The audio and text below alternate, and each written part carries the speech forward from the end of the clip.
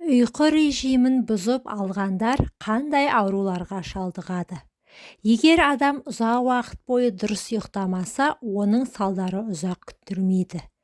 Егер сау болғыңыз келсе және ерте қартайғыңыз келмесе, ұйқыға өмірлік маңызы бар нәрсе ретінде қарау керек. Заманауи адамдар түрлі жағдай үшін ұйқысын жиі қияды. Мысалы, емтиханға дайындалу үшін түнде ұйықтамайды. Жұмыстағы жобасын аяқтау үшін таңға дейін отырады.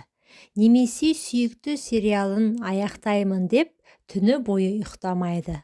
Алайда дәрігерлер ұйқының маңызы туралы айтудан жалықпайды. Егер адам ұзақ уақыт бойы дұрыс ұйықтамаса, оның салдары ұзақ күттірмейді. Осы ретте эндокринолог Зухра Павлова өзінің телеграм арнасында дұрыс ұйықтамаудың зияны туралы айтты. Зерттеу авторлары 7000 ересек адамның ұйқы сапасының мәліметтеріне анализ жасаған. Олардың ұйқы сапасын бақылауға арнайы ақылды білезіктер көмектескен.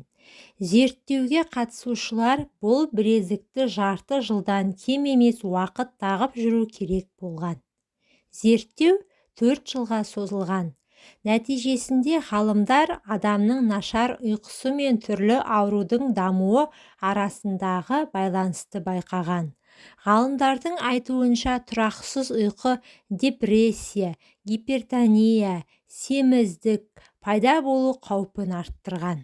Сондай-ақ авторлар ұйқы жетіспеушілігі мен артериялық гипертензия арасындағы байланысты да байқаған.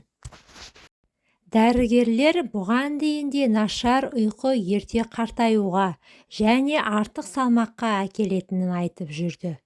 Егер күнде 23:00-ден кейін ұйықтасаңыз және қажетті 8 сағаттан өте көп немесе өте аз ұйықтасаңыз, денсаулыққа зиян келтіріп алуыңыз мүмкін. Ұйқысыздық адамның сырт келбетіне де жағымсыз әсер етеді.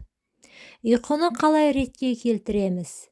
Дәрігерлер күнде бір уақытта ұйықтап, бір уақытта тұруға кеңес береді. Ұйқыны реттеу үшін таңертеңгі ритуалдардан бастаңыз. Ең болмағанда 5-10 минут жаттығу жасаңыз. Міндетті түрде пайдалы таңғы ас ішіңіз. Мүмкін болса, таңертең жаяу жүріңіз. Сондай-ақ мына әрекеттерді әдетке айналдырған жөн.